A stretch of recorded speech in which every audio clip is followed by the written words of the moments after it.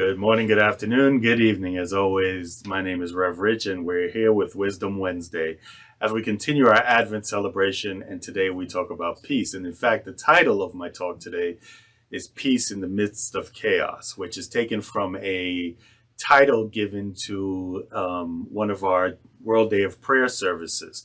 And it always resonated with me. And talking about peace this week, that is truly something that resonates with me, that resonates with these times. We're talking about the pandemic.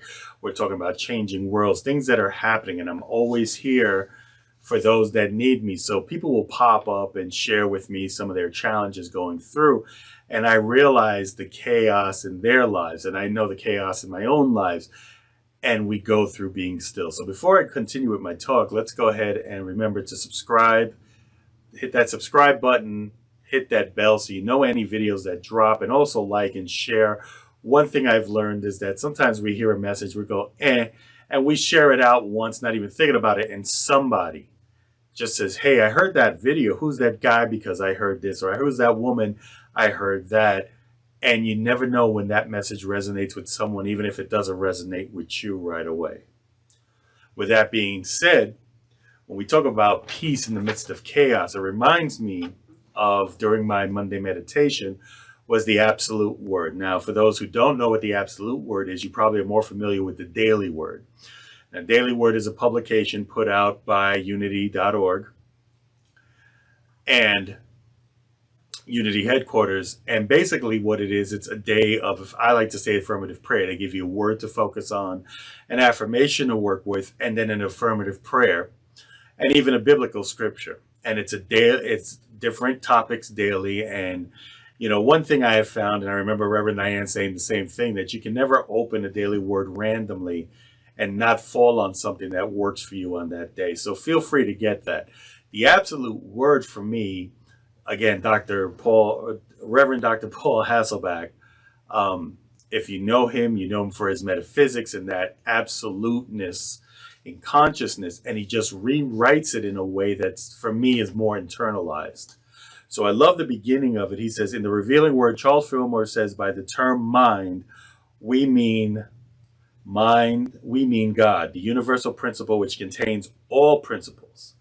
The principle of peace is one of those principles. So in my divinity, I am divine peace.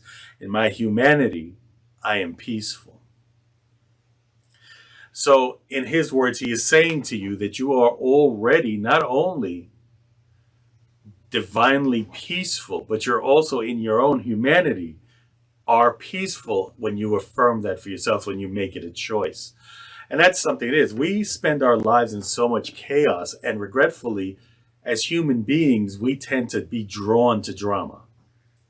And if you don't think that's true, you know, I hear people all the time, oh, I hate problems, I have that. But watch the shows you watch, the books you read.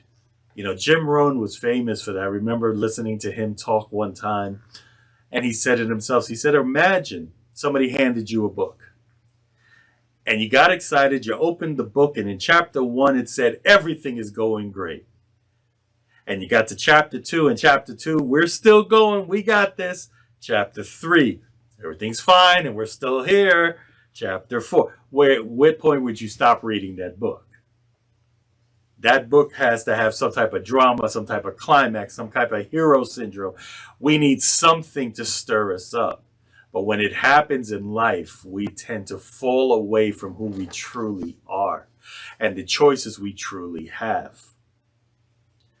You know, I myself, sharing my own story in the last couple of weeks, you know, I have been having some of my own challenges through my work and my things. And of course, I still say it's always on me because I could choose the perspective to take on those challenges. But in time, I just allowed it to kind of overtake me, let the chaos kind of come over my peace. And then I was presented with an opportunity. The opportunity brought me peace because I saw that as a perspective, as the boat or something to rescue me from where I was. Then it happened quickly. At the end of that, I was happy. It's going to happen. I'm ready to go. And then weeks and weeks. And I could tell you almost a month and a half before I finally got the thing that said, we're ready to have you, and moved me into the next thing. So I had to leave another opportunity, which again caused more chaos, because when you're comfortable, whether it's a positive or negative experience, when you're in that situation, when your mind continues to tell you that it's comfortable here, no matter how painful it is, and then you're moving into a new situation, you're moving in faith based on the intuitive nature, that divine nature that said, Rich, this is your next step. That chaos begins. I talked about this a while ago. I'm sure you've heard it in some of my talks, and I brought it up recently for another talk. And it's the principle of the ants and apes. And in my case, the ants represent automatic negative thoughts. Now think of ants at a picnic. You put food out and there's one ant. That ant comes by and says, ooh, look, food. He goes back, tells his friends, and they tell their friends, and so on and so on. And all of a sudden, there's a march of ants coming to take some food back with them. And the same thing works with negative thoughts. It's one negative thought. Well, maybe this opportunity is not coming for me. Maybe I'm going to be stuck where I'm at all the time. Maybe I'm going to continue to feel stressed. And that chaos starts to brew and the waves start going and it's just whatever. And so what happens? The ant starts bringing in more and more. You start thinking about things that happened 20 years ago for no reason. And it just keeps bringing thoughts and you feel like your life is chaotic. And in reality, nothing's changed. You're just sitting there thinking. There's a meme out there that sometimes says, I've got 99 problems and 89 of them are all in my mind. And it is true. And the ape part of it is the automatic positive experience, the thing that you can choose to help bring you back to this moment, this time, this presence, whether it's meditation, whether it's prayer, it's a song, a movie, something that kind of brings you back. So that's the principle of ants and apes, and I can always elaborate more on that if you're interested. But in my case, more ants were coming in. And it was one day when it finally felt so chaotic, I didn't know what to do. I just breathed into it and said, I'm done. I need to let go and let God. I need to let go and let peace. I need to let go and let good. And I breathed it out. And some other things came into my life to cause more chaos. And at the same note, I said, I'm going to let intuition drive me. And it did. I had one issue that I had to pick up a phone and ask for help with. And the person got on the phone with me. We discussed it. And they told me, don't worry, let me research some of this and we'll get back to you. So I've left that in the capable hands. But within the same time, I started getting emails. Rich, let's get this opportunity started. Got another email. Rich, can we talk about getting you onboarded for this opportunity? And I realized that when I let go of that chaos and entered into that place of peace, maybe if it doesn't seem like that, by doing that, I created a vacuum, allowing a space, a peace that allowed for the good to come in. And it was when I was chaotic that I kept pushing an energy away. So when we talk about stories like this, we can talk about two big stories in the Bible. When I say peace be still or be still, we know the story of Jesus on the boat. He's laying down, sleeping, whatever it was. And I'm paraphrasing a bit. Boats are rocking, waves are going all over the place. People are panicking. They're holding on. And they're like, somebody go get, Jesus. So somebody ran downstairs and said, yo, dude, we in trouble upstairs. And he's like, what? What do you mean? I'm trying to sleep here. Said, let's go. Got to go upstairs. This storm is going to overtake us. And the story goes that he comes up and he looks at the storm and goes, be still. And the waves calm and everything stops. And whether you believe it literally or metaphorically or metaphysically, think of it as your life. When was the last time your life felt like it was in a storm? And when was the last time you tapped into that power that you have to say, be still? I'll make it very simple. When was the last time your mind was going crazy, everything around you, and you just said stop? And realize that in that moment of saying stop, you realize that nothing was happening really, but you being right there saying stop. Whenever you meditate with me, you know that I am quick to say we let go of the worry of yesterday and the anxiousness of tomorrow to be present in this moment, because everything in the future and everything in the past is only living in one place, and that's in your mind. When you're ready to let it go, or at least let go of the power it has over you and center into this presence, you know where you're at. And in this case, another perfect story is when Jesus called Peter out to the water. Jesus had just walked on water and he called out for Peter to come to him. So, of course, there was the doubt, but he was an obedient apostle, decided to get on the water and was standing on the water. What do you think happened? Everything in his mind started coming in. Well, what if, I don't know, I'm not supposed to be able to walk on water. I'm not good enough for this. I'm not good enough for that. And what happened? He sunk. Sound like any of your life purposes where you were given something and said, come on, we can do this. You know you can do this. And you took that first step, but then immediately, your mind went into negative mode. Mel,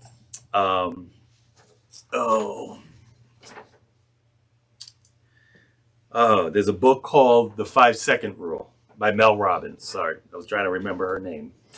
Mel Robbins. And it says that anytime you get an intuitive thing or you need to do something, immediately count it down. 5, 4, 3, 2, 1, and do it.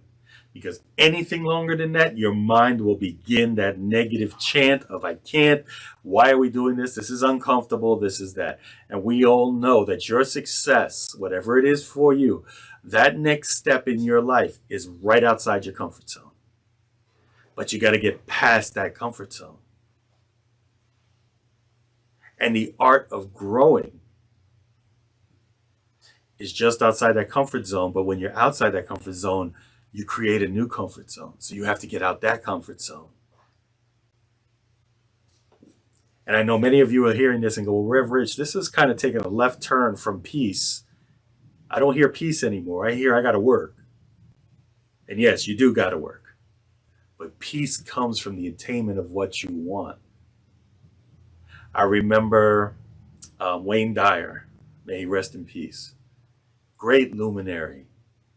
He said it himself. He says, all those things you want to attain, whether it's money, whether it's love, whether it's material things, whether it is because there is one yearning desire at the back of it all. And that's peace. See, you believe that all the money in the world would come to you, you'll be happy, and because you're happy and you got no bills, you got nothing, you're at peace. There is some truth to that. If you find the love of your life and he treats you or she treats you like whatever, and everything's perfect, it's not the relationship, it's the feeling of peace and happiness at the end of it that you truly desire. Best advice I ever got before I'm in my relationship now was that I had to learn to love to be alone before I can love anyone else. I had to create the peace within me. I had to find the love within me before I can share that love with anyone else. Because peace doesn't come from just, I found what I need. Peace comes from the work I've done to find that true desire of what I wanted. So when you think about manifesting, expressing, whatever it is that you want to do to bring things into your life, ask yourself, what is the true nature of that desire? Do you really think that finding something materialistic outside of you is going to bring you happiness? Or that this true desire you have is at the end of it that you're looking for that peace? Great book I've read recently is Money is Spiritual by, we know him as the Naked Pastor. Does some great artworks. I actually have a picture of the many faces of the Christ or Jesus that he painted out. I love it. I still have to hang it up somewhere. Um, you can look him up. He has a book with great funny things, and he was introduced. The author himself was introduced to me by Reverend Ogan, and I love his cartoons. They're very straightforward.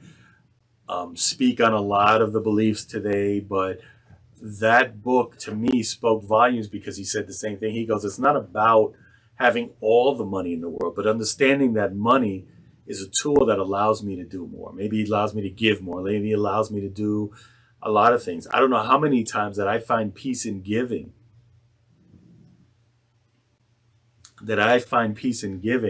and people have tried to disrupt that peace by saying I give too much. Now, that giving too much could be something that I have to deal with, but the information for that should never be from inside, should be from outside, sources. It should be from inside, which tells me that the giving I give may have been just right. And I'll share with you quickly, I was on a social media platform and I saw a video, and the gentleman said, I'm coming into the supermarket, it's Thanksgiving, and I'm going to ask somebody to help me pay for a ham. And if that person helps me, I'm going to give them $500. So he goes on into the supermarket. He sees an older lady. She's on one of those carts with that you ride on the carts. And he's like, look, I'm just trying to pay for this ham for my family. I don't have money. Is there anything I can do for you to make a couple of ducks, maybe carry your bags or whatever? Lady pulls out her purse and goes, no, here's $10. He's like, this is all I can give you, but here's $10 toward the ham. And he goes, really? She goes, yes. Here's $10. So he finally calls her back. He goes, look, here's your $10 back. I was just looking for somebody to help me, blah, blah, blah. Here, I have a gift for you.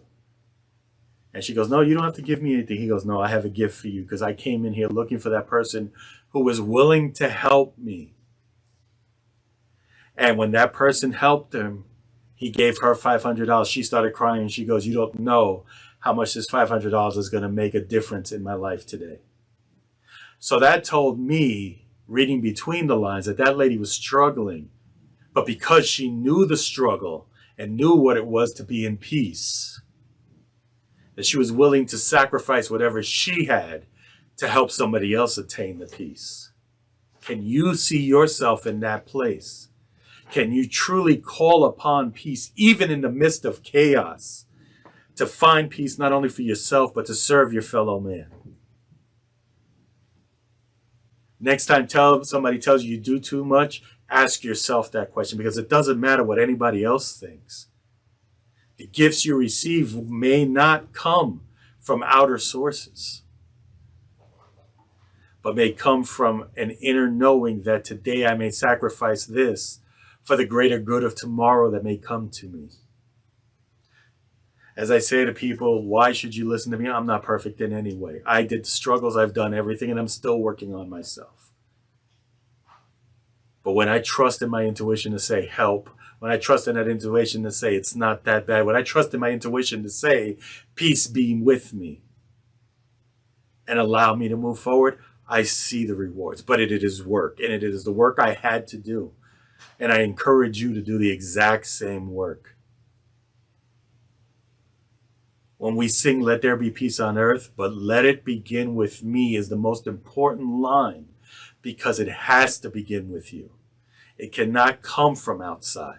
No one's going to give you peace.